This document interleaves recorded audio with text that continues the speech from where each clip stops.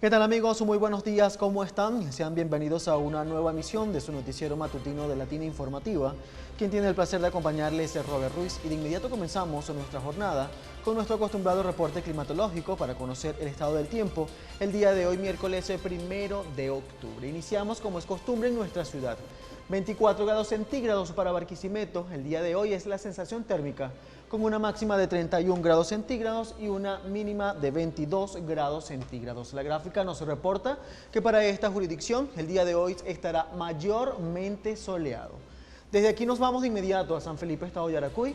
25 grados centígrados para ese territorio del país, con una máxima de 33 grados centígrados y una mínima de 23 grados centígrados. También nos indica que para esa jurisdicción el día de hoy se espera que esté mayormente soleado. Nos trasladamos de inmediato a Carigua, estado Portuguesa, 25 grados centígrados. La sensación térmica para esa jurisdicción del estado vecino, con una máxima de 31 grados centígrados y una mínima de 23 grados centígrados. La gráfica nos reporta que para esa jurisdicción el día de hoy estará totalmente nublado. Amigos, hasta aquí el reporte climatológico. Como siempre, la invitación a que sintonicen la emisión meridiana de Latina Informativa para que conozca a detalle el reporte del INAMED con el coronel Reidy Zambrano. Avanzamos. Quiero darle la más cordial bienvenida a nuestro invitado del día de hoy. Hoy estaremos conversando con Luis Andrade. Él es ingeniero civil y profesor de la Universidad Centro Occidental Lisandro Alvarado UCLA. Bienvenido, profesor. Gracias por estar con nosotros el día de hoy. A su orden. Para nosotros siempre será un placer recibirlo por acá y hablar de estos temas tan importantes acerca de las actividades de los sismos y los movimientos telúricos que se realizaron o que se suscitaron esta última semana acá en nuestra entidad. Me gustaría comenzar la entrevista como punto de partida, conociendo usted como experto, qué es la sismología y qué importancia se le da acá en nuestro país. Bueno, la sismología es un estado del conocimiento basado en procedimientos científicos, ¿verdad? No es una ciencia, pero es un estado del conocimiento que se basa en la ciencia, que usa la ciencia como pivote para avanzar. Vamos a decir, la sismología viene del término latín seísmos, ¿verdad? El seísmo es agitación, vibración. Y de ahí se deriva la sismología. La sismología está integrada por una serie de ciencias y de estados de conocimiento como la geología, la geofísica, la ingeniería civil, la teoría, el estudio de la teoría de la propagación de ondas, ¿verdad? En medios porosos, etcétera. O sea, está basada en una serie de ciencias o de estados de conocimiento que la coadyuvan, ¿verdad? Que forman todo un cuerpo de conocimiento que contribuye a conocer, a comprender qué es ese fenómeno, el fenómeno sísmico. ¿Ah? Los sismos, por qué se producen, dónde se producen, cómo se propagan, qué daños ocurren, cuáles son las medidas más importantes que pueden tomarse como elementos de prevención para mitigar, ¿verdad?, los daños potenciales que pueda provocar un sismo. Eso es la sismología. En general es una ciencia, un estado de conocimiento bastante complejo, ¿verdad?, integrado por muchos elementos que depende mucho de la observación, y es una de las limitantes que tenemos nosotros hoy en día, porque nosotros apenas tenemos, la humanidad pues tiene teóricamente poco tiempo estudiando con claridad y con rigor científico, ¿verdad?, este fenómeno.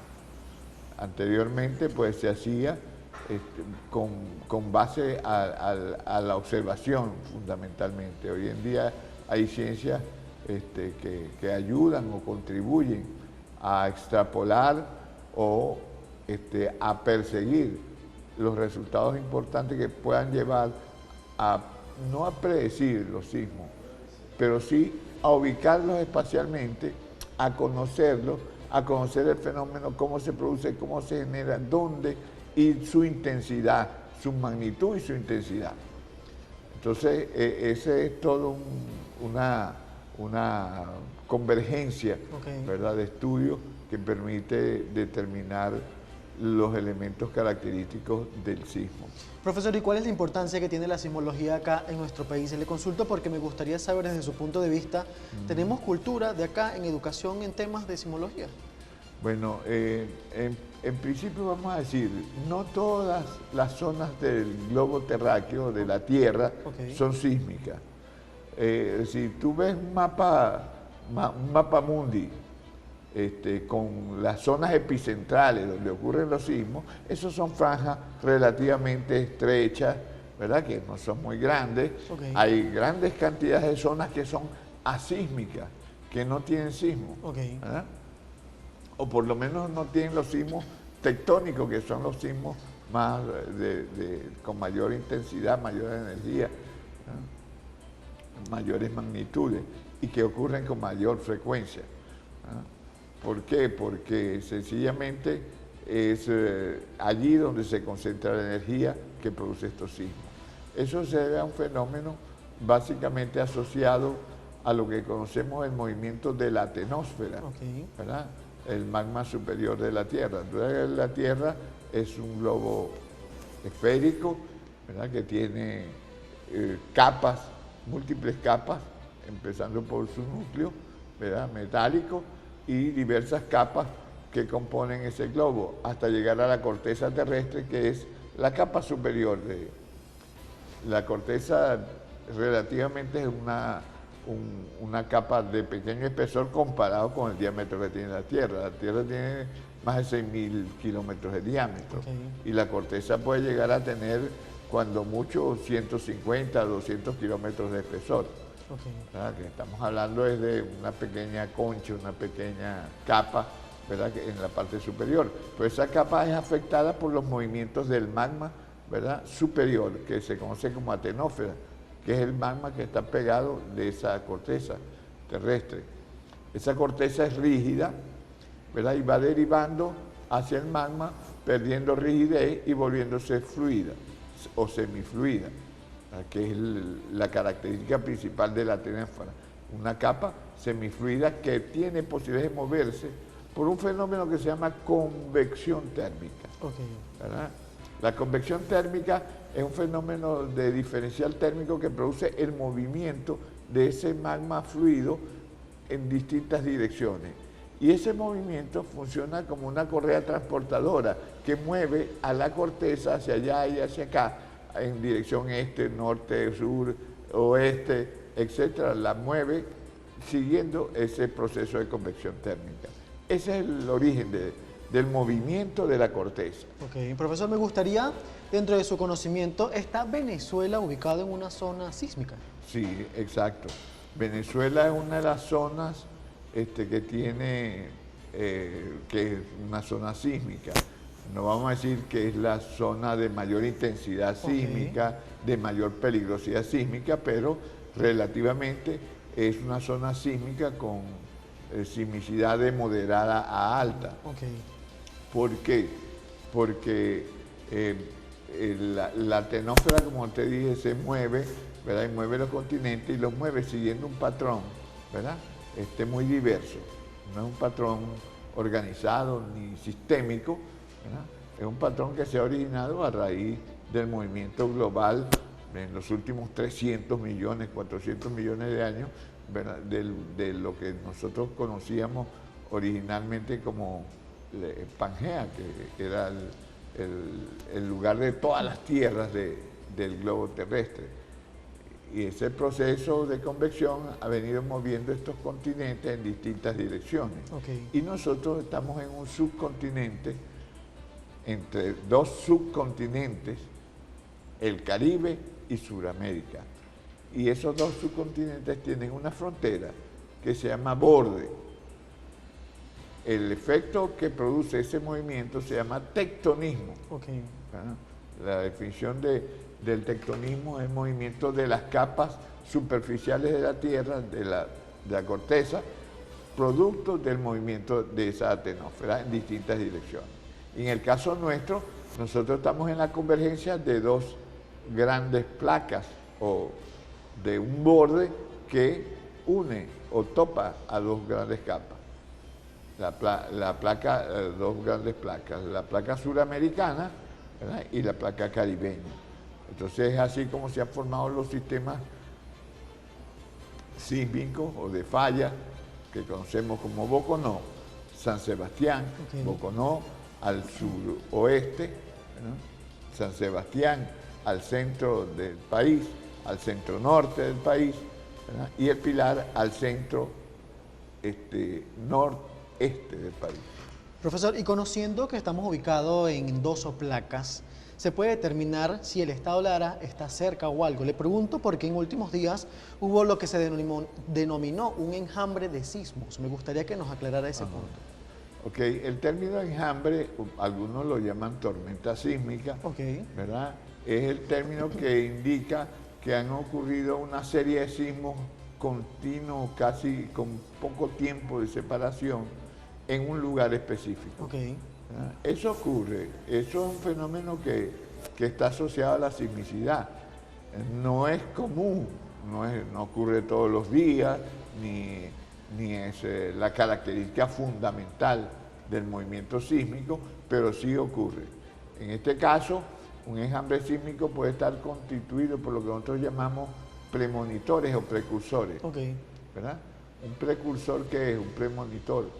Sencillamente un premonitor o precursor es un sismo que ocurre antes de un sismo mayor. Se denomina así, no para que la gente se asuste, sino que entre esos dos bordes, o entre esos bordes, se genera, ¿verdad?, energía de deformación. ¿Por qué? Pues los bordes tienden a moverse, las placas tienden a moverse, pero se traban y no se mueven y van acumulando deformación, que si estuvieran libres de moverse, pues ellas se moverían con facilidad y se deformarían y ya. Es decir, que luego del primer movimiento telúrico es probable que venga el segundo. ¿Ah?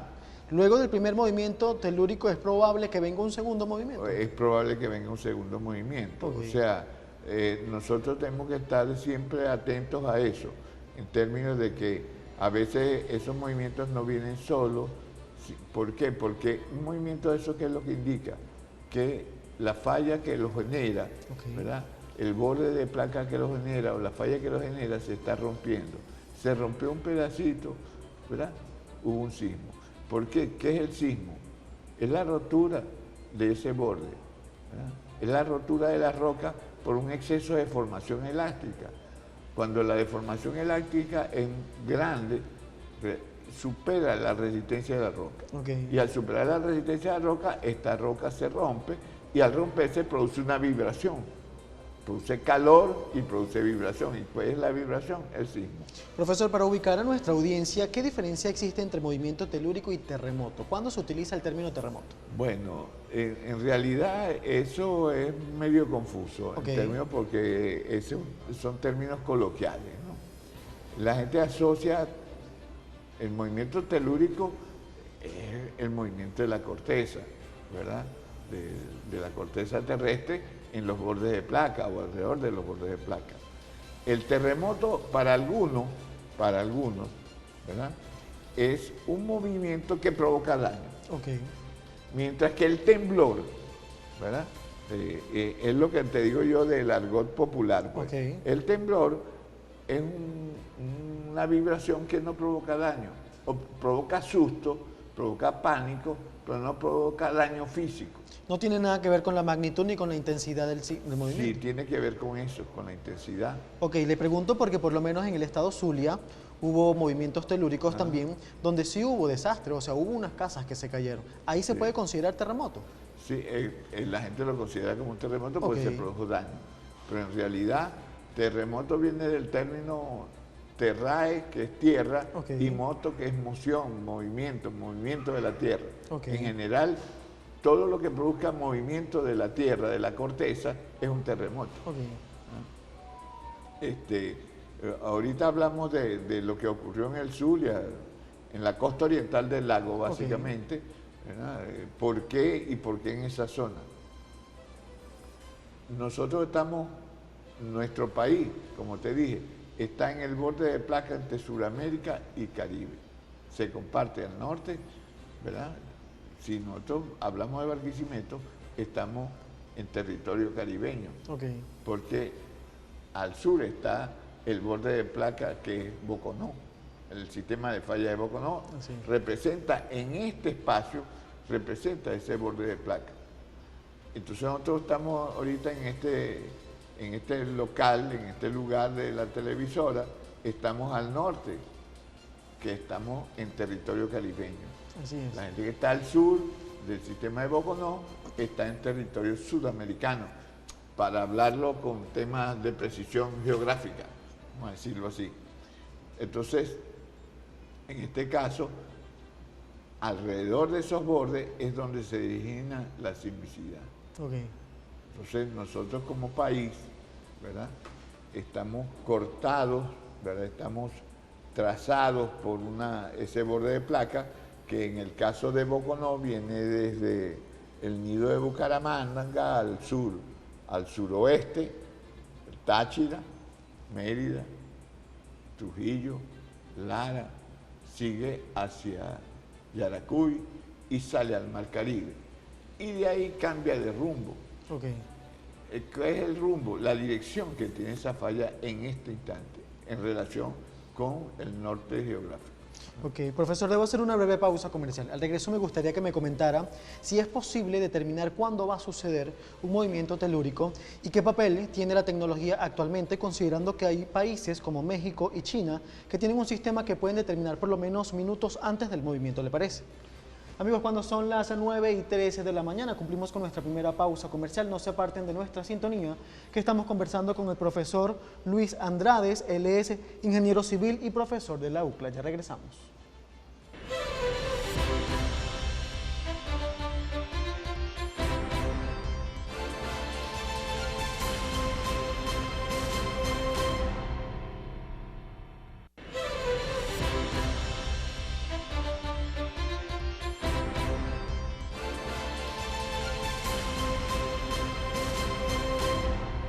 Amigos, gracias por quedarse con nuestra sintonía. Les recuerdo que nos pueden seguir a través de nuestras redes sociales, @LatinaInfor en la plataforma X-LatinaTV en Instagram y mi cuenta personal Robert Ruiz R. En este segmento avanzamos con la entrevista. Estamos conversando con el profesor Luis Andrade. Él es ingeniero civil y profesor de la UCLA. Profesor, retomando el tema antes de la pausa, ¿es posible predecir un sismo y qué papel juega la tecnología actualmente cuando ya existen alarmas para determinar si es posible? Bueno, según mi criterio, hasta ahora no es posible hacerlo. Tenemos herramientas tecnológicas novedosas, sobre todo en países más desarrollados que el nuestro. Sin embargo, recordemos lo siguiente: el sismo es un fenómeno aleatorio, temporal y espacialmente. ¿Qué significa eso? Que no sabemos cuándo ni dónde. Hasta ahí, eso es relativamente verdad. La temporalidad es verdad.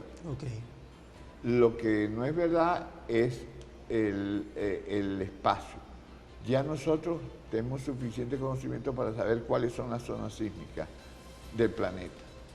Y en el país tenemos suficiente conocimiento para saber cuáles son las zonas sísmicas de nuestro país. Ya eso lo tenemos claro nosotros. No la conocemos al dedillo, ¿verdad? Ahí tienes tú un mapa, un reporte, que es de la zona centro-occidental o occidental del país, que tiene una serie de sistemas de falla, que están asociadas casi todas al sistema de Boconó.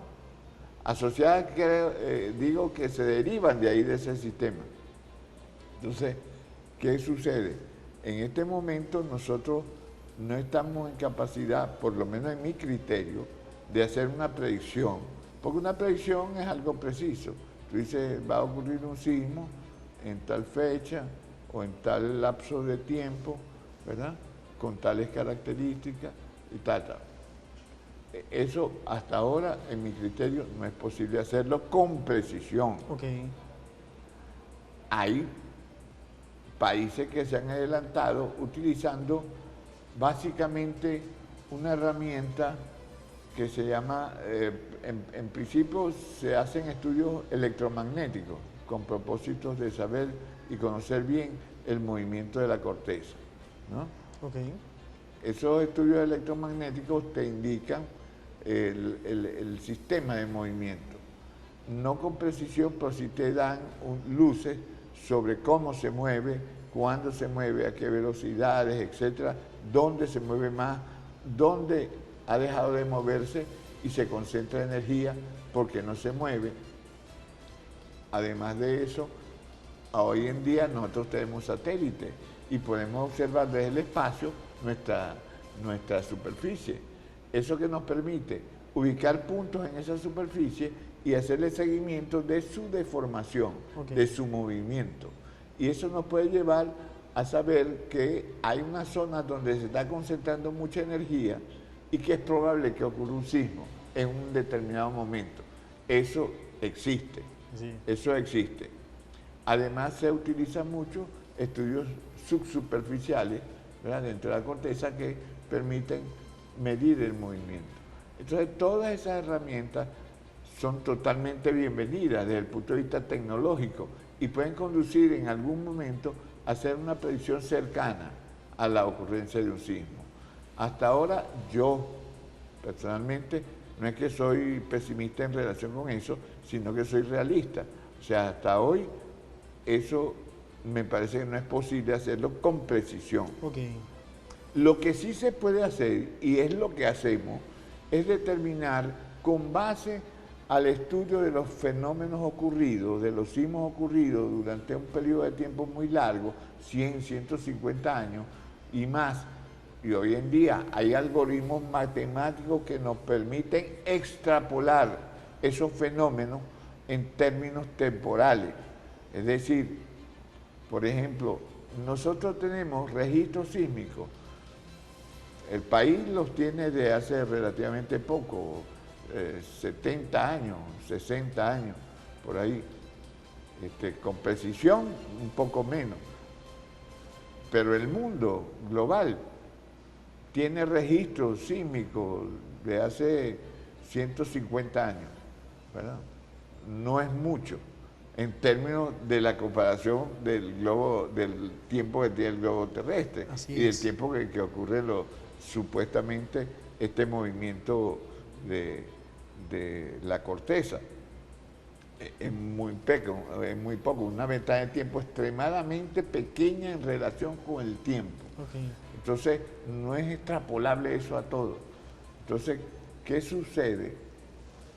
Que en este momento hay matemáticos que se han dedicado a este estudio, ¿verdad?, la posibilidad de extrapolar desde una ventana de tiempo las características de ocurrencia sísmica para extrapolarle hacia adelante y hacia atrás, okay, ¿verdad?, y poder tener mayor conocimiento. Eso es otro factor, otro instrumento posible hacerlo.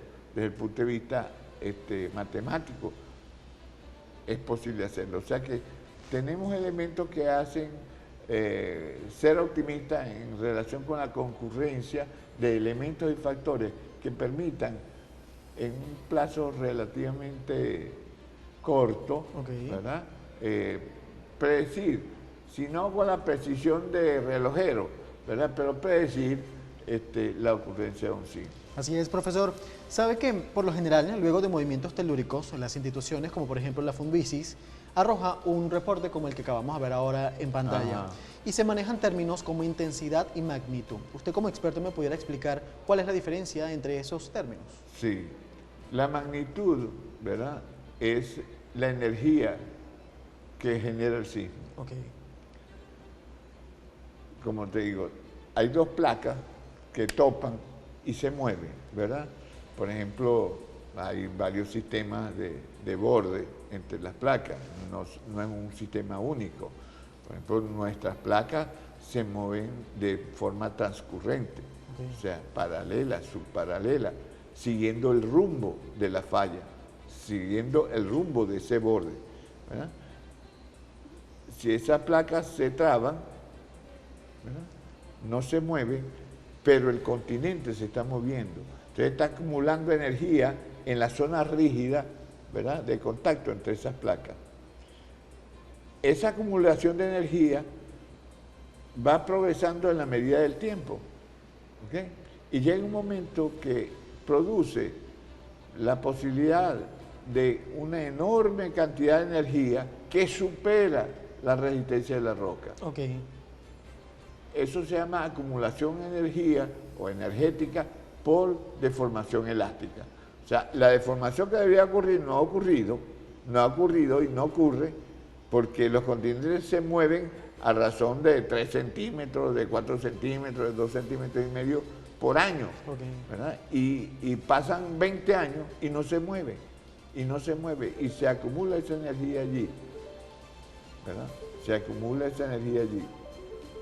Entonces, en este caso, la acumulación de esa energía permite anticipar la magnitud probable que pueda tener ese sismo. La magnitud es el nivel de energía, la fuerza con que ocurre la rotura. Okay.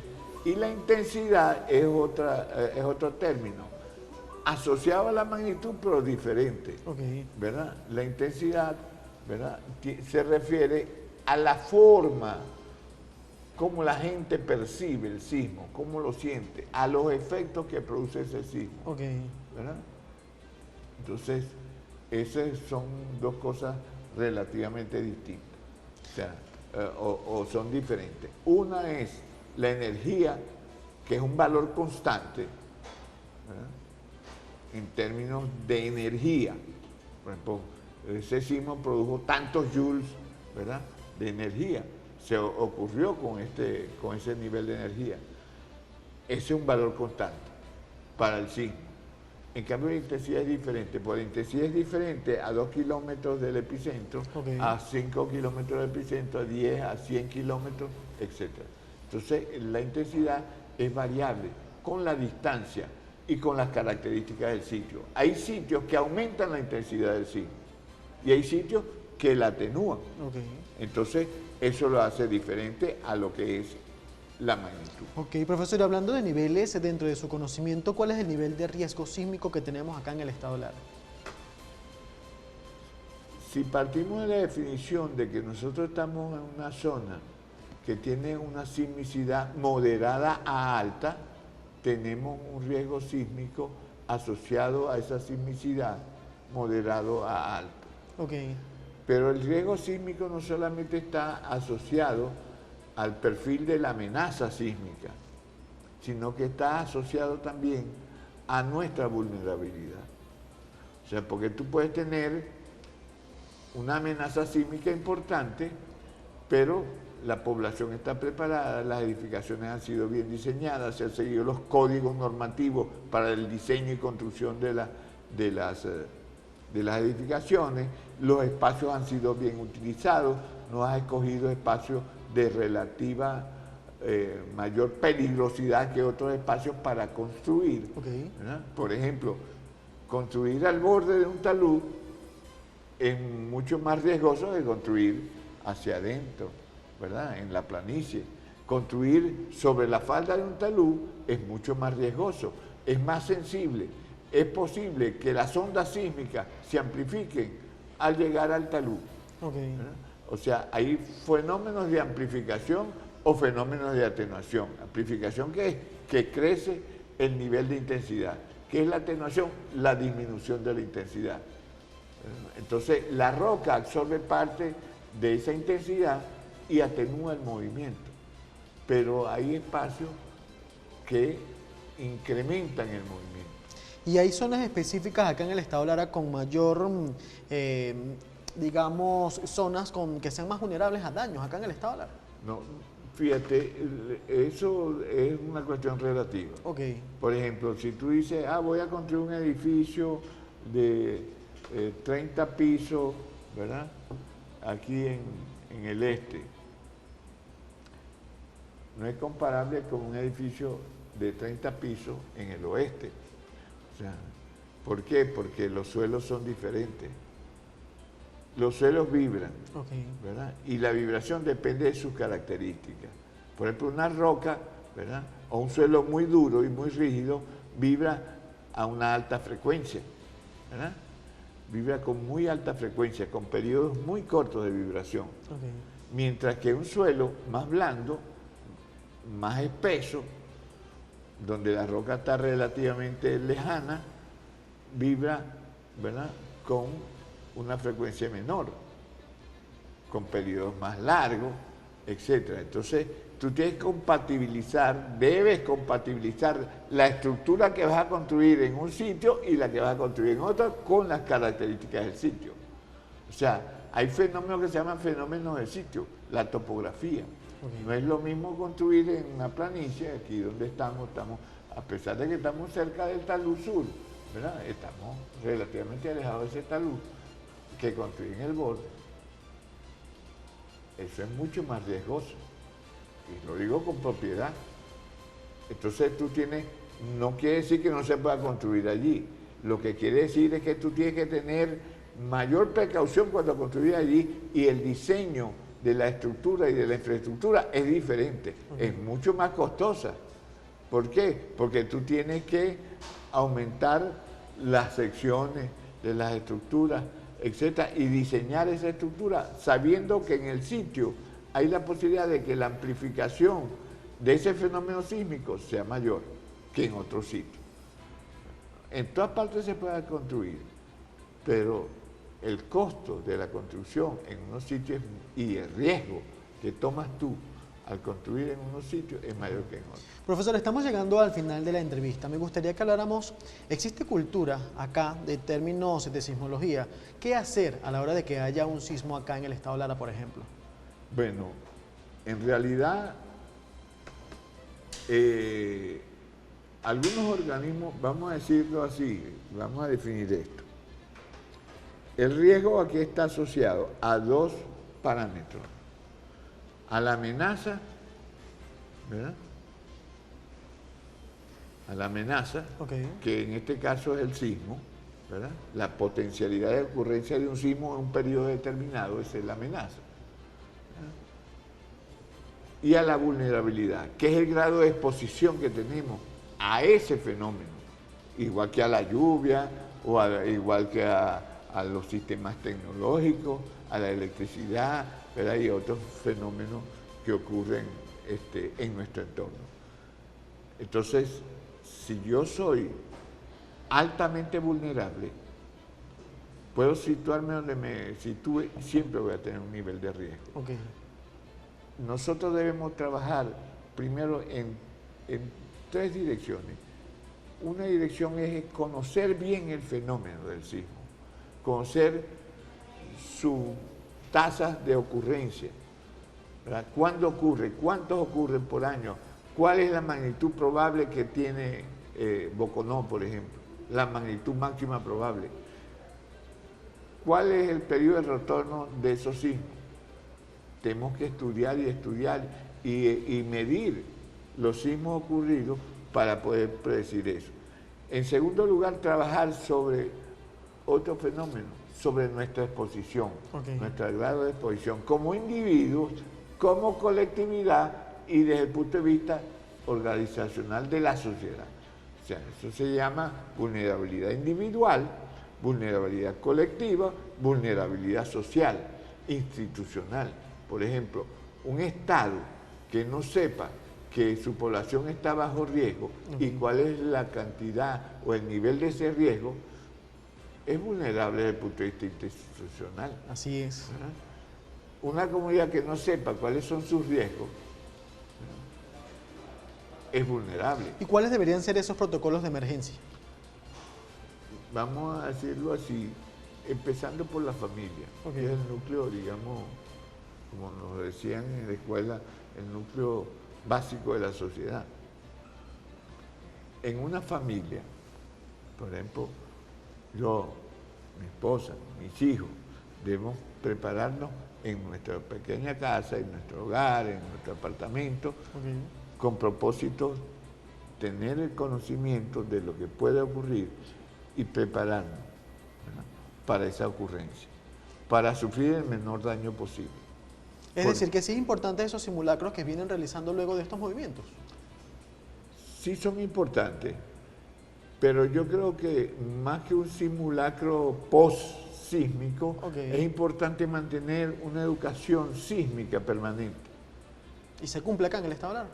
En el Estado se cumple parcialmente. No voy a decir, no voy a negar lo que se ha hecho aquí. FUNVISI ha hecho un buen trabajo. Nosotros hicimos un buen trabajo desde la universidad. Hoy en día eso está un poquito bajo en términos de la intensidad, ¿verdad? Porque la gente a veces tiene la tendencia a no creer hasta que ocurre una cosa como esta que ocurrió hace una semana, ¿verdad? Que entonces la gente se asusta. Como dicen, te ocurre a Santa Bárbara cuando llueve. Hay un refrán popular que indica eso, ¿no? Entonces, la familia debe prepararse. Por ejemplo, si yo vivo en un edificio que hay 70 familias, un edificio alto, de 18 niveles, ¿verdad? Bueno, yo he insistido mucho sobre ese tema, o sea, la preparación, cómo preparar a un grupo de personas, y nosotros lo hicimos desde la creación de un grupo en la universidad, apoyado en FUNVISI, que se denomina UPAAS, Unidad de Prevención ante Situaciones de Sismo, que era un grupo de estudiantes y un grupo de profesores, asesores, que íbamos a la escuela, íbamos a distintos talleres, recibimos formación en primeros auxilios, en RCP, en cómo hacer un mapa de riesgo, ¿verdad?, de nuestra comunidad, saber espacialmente dónde vivimos, ¿verdad?, espacialmente dónde vivimos, cuáles son los riesgos de ese espacio donde vivimos, y hacer un mapa de riesgo.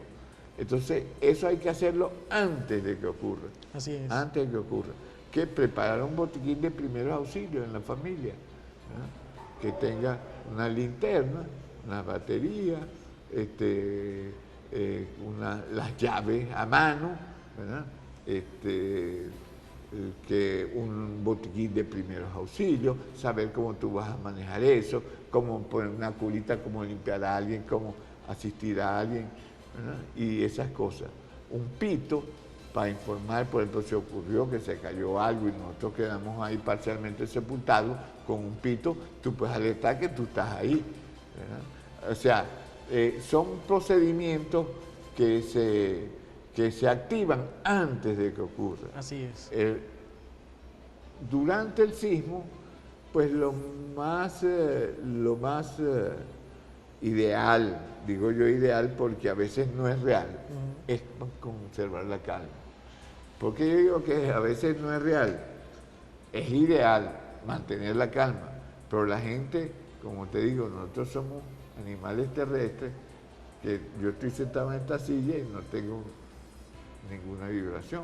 Si de repente la silla empieza a moverse y empieza a moverse la mesa como consecuencia de un movimiento telúrico, pues yo, si no estoy preparado, si no conozco bien qué es lo que está ocurriendo, pues me voy a asustar, y que es la primera tendencia, salir corriendo, ¿verdad?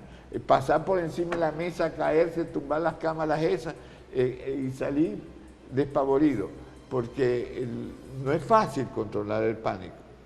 Eso lo dice uno, tienes que tener la suficiente calma. Si estás en un edificio, no bajar por los ascensores, bajar por la escalera, esperar que pase el remesón, ¿verdad?, tener las llaves a mano para poder abrir las puertas.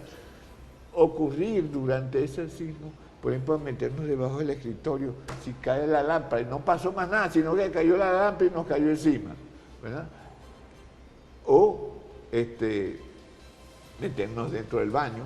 Los baños, porque yo siempre digo esto, los baños son un espacio relativamente no invulnerable, de menor vulnerabilidad, porque es un elemento cerrado, rígido, ¿verdad?, que pues, se mueve como una caja y tiene agua. Si tú te quedas atrapado ahí, Dios no lo quiera, ¿verdad?, porque se cayó todo el techo y tú quedaste ahí, tienes agua para aguantar por lo menos el tiempo mientras hay rescate, ¿verdad? Entonces, meterse debajo de una mesa, por ejemplo, antes, no poner, yo veía una vez, estuve en casa de un familiar, una repisa arriba de la cuna del niño. Yo decía, mira, quita esa repisa ahí o mueves la cuna, uno de dos, ¿verdad?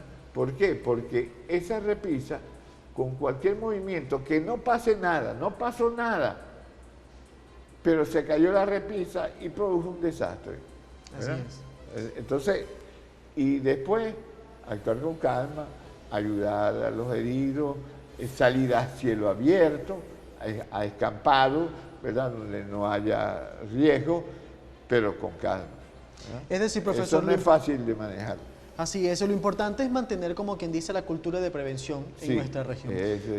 Profesor, llegamos al final de la entrevista. Agradecido por su tiempo, por acompañarnos el día de hoy en el estudio de Latina Informativa y por impartir sus conocimientos. Espero tenerlo nuevamente por acá, para hablar acerca de estos temas tan interesantes y de tanto interés para nuestra audiencia. Claro. Amigos, despedimos a nuestro invitado del día de hoy. Se trata del profesor Luis Andrade. Él es ingeniero civil y profesor de la Universidad Centro Occidental Lisandro Alvarado. De esta manera llegamos al final de su noticiero matutino de Latina Informativa. Recuerden que estas y otras informaciones pueden ser ampliadas a través de nuestro portal notiprensa-digital.com. Quien tuvo el placer de acompañarles es Robert Ruiz. Será hasta una próxima entrega. Latina Informativa, emisión matutina.